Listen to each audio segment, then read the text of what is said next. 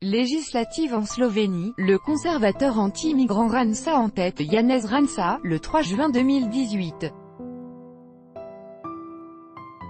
Reuters, Borut Vlahović. L'ancien Premier ministre conservateur Janez Ranča, un proche du Hongrois Viktor Orbán, est arrivé en tête des législatives slovènes dimanche 3 juin, mais sans être assuré de rassembler une majorité, après avoir brandi le spectre d'une invasion migratoire dans ce petit pays situé sur l'ancienne route des Balkans. Nous avons fait un premier pas pour une Slovénie forte et responsable en Europe, a relevé dans un tweet M. Ranča, 59 ans, qui durant sa campagne a emprunté des accents xénophobes au dirigeant national-conservateur hongrois, alors même que son pays n'accueille qu'un millier de réfugiés ou demandeurs d'asile. M. Orbán lui a en retour apporté un soutien appuyé, le qualifiant de « garant de la survie du peuple slovène ». Omniprésent sur la scène politique slovène depuis l'indépendance en 1991 de cette ex-république yougoslave, M. Ranča, un ancien dissident, voit son parti démocrate slovène, SDS, obtenir 25% des voix après décompte de plus de 99% suffrages. En net recul, le parti du centre moderne, SMC, centre-gauche, du Premier ministre sortant Miro Cerar ne recueille que 9,7%. La coalition sortante fait toutefois jeu égal avec le SDS si l'on prend en compte les scores des sociaux-démocrates, 10%, et du parti des retraités DESUS, 4,9%.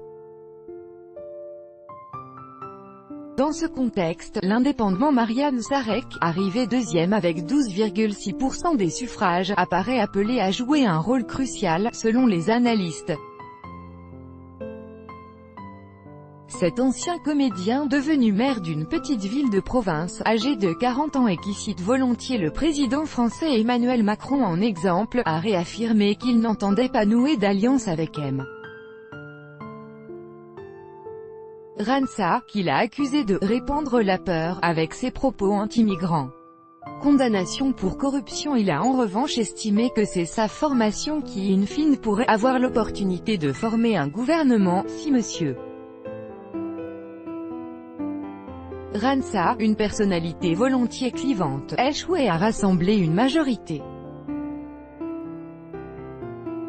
Quelques 1,7 million d'électeurs étaient appelés aux urnes pour ce scrutin à la proportionnelle destiné à pourvoir les 90 sièges au Parlement, dans ce pays entré dans l'Union européenne en 2004 et membre de la zone euro depuis 2007. Premier ministre de 2004 à 2008 et de 2012 à 2013, M.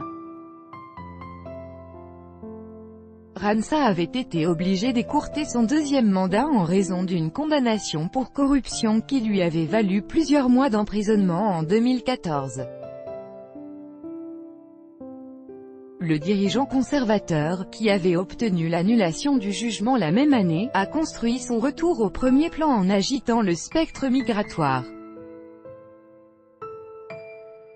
Une rhétorique qui rend aujourd'hui encore plus délicat un rapprochement avec les partis du centre sans lesquels M.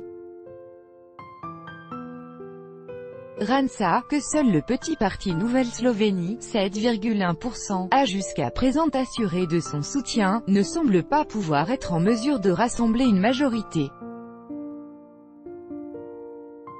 Le moment est venu d'appeler à la collaboration. Notre porte est ouverte pour des pourparlers de coalition, a-t-il relevé, la mine grave et fatiguée, dans une courte allocution après le scrutin, avec AFP.